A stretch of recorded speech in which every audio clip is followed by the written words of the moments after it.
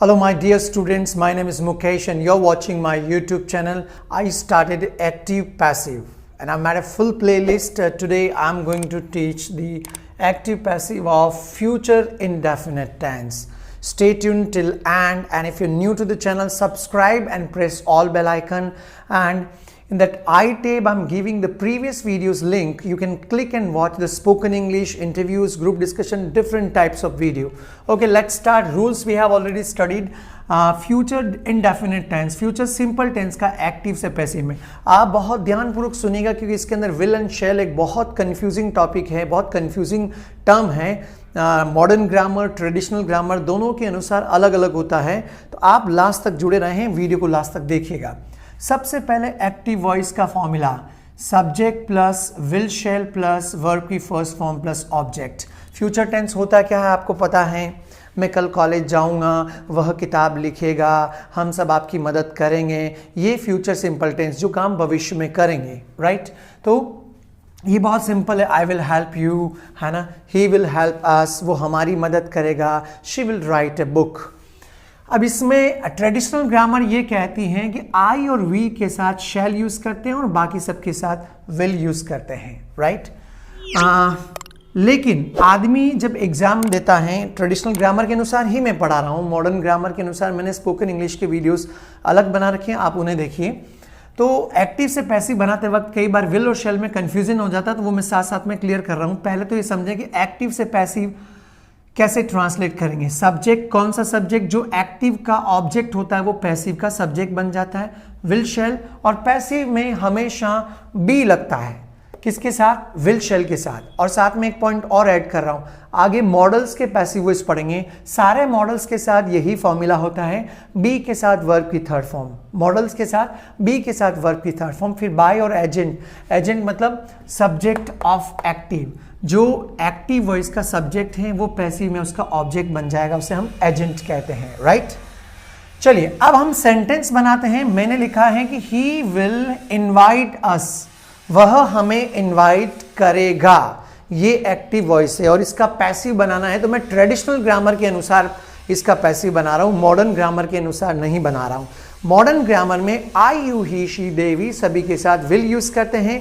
Traditional grammar जो परंपरागत तरीके से सदियों से चली हुई ग्रामर, उसमें आई और वी के साथ शैल यूज किया जाता है. अब इसका पैसिव बनाना है तो इसका ऑब्जेक्ट आगे आ जाएगा. अस एक ऑब्जेक्टिव फॉर्म है, इसका सब्जेक्टिव फॉर्म है वी, तो यहां पे वी बन जाएगा. अब देखो यहां ही के साथ विल लग रहा था, लेकिन वी के साथ विल नहीं, शैल आएगा ट्रेडिशनल ग्रामर के अनुसार.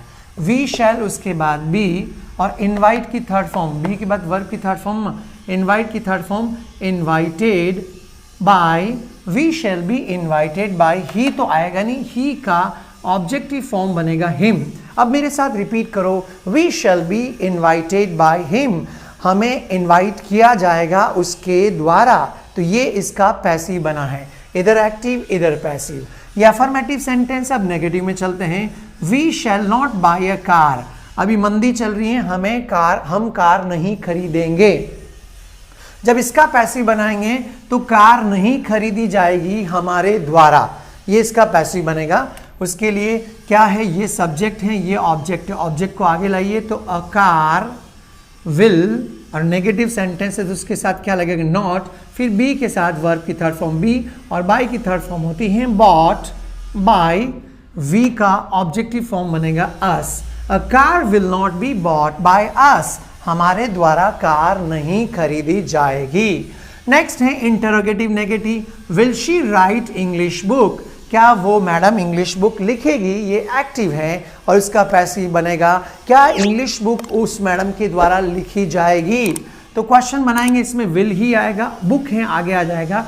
विल के साथ English book, will as it is रहेगा इंटरोगेटिव नेगेटिव में, ये है ना. Will English book, will English book. उसके बाद be third form, be write की थर्ड फॉर्म होती है written by. Will English book be written by, she का ऑब्जेक्टिव फॉर्म बनता है हर.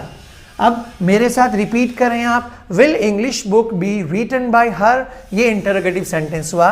नेक्स्ट लेते हैं interrogative negative. Will he not repair this machine, क्या वह इस मशीन को रिपेयर नहीं करेगा? ये एक्टिव है और इसका पैसिव बनेगा क्या यह मशीन उसके द्वारा रिपेयर नहीं की जाएगी। यदि हम ऐसे बोलते हैं क्या यह मशीन उसके द्वारा रिपेयर नहीं की जाएगी, तो ये पैसिव कहलाएगा। तो सेंटेंस इंटरोगेटिव नेगेटिव तो विल आएगा, दिस मशीन आ जाएगा। विल दिस मशीन, आप यदि मेरे साथ में रिपीट करोगे तो स्पोकन भी इंप्रूव होता रहेगा समझने के साथ में। विल दिस मशीन के बाद आएगा नॉट, फिर बी थर्ड फॉर्म लगेगा, बी थर्ड फॉर्म पैसिव के लिए बी, और रिपेयर की थर्ड फॉर्म होती है repaired. Will this machine not be repaired by? He का ऑब्जेक्टिव फॉर्म होता है him। अब रिपीट करो, Will this machine not be repaired by him? ये इसका इंटरोगेटिव नेगेटिव सेंटेंस बना है।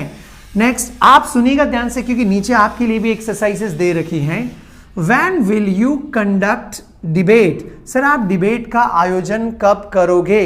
ये क्या है? Active voice. इसका पैसिव बनेगा सर डिबेट का आयोजन कब किया जाएगा।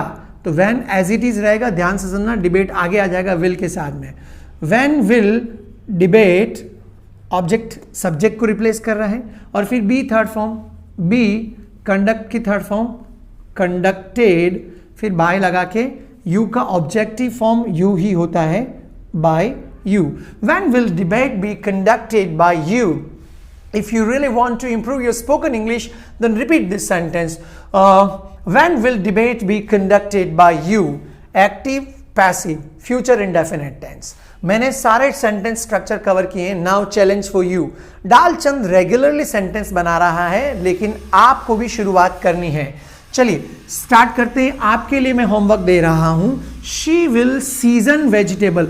अब कुछ नए वर्ड्स देने की कोशिश कर रहा हूं ताकि आपको फील होगा कि हाँ इस क्लास के साथ सिर्फ हम कॉन्सेप्ट नहीं समझ रहे, साथ में अच्छी वोकैबुलरी भी लर्न कर रहे हैं। शी विल सीजन वेजिटेबल, वह सब्जी के तड़का लगाएगी, बघार लगाएगी।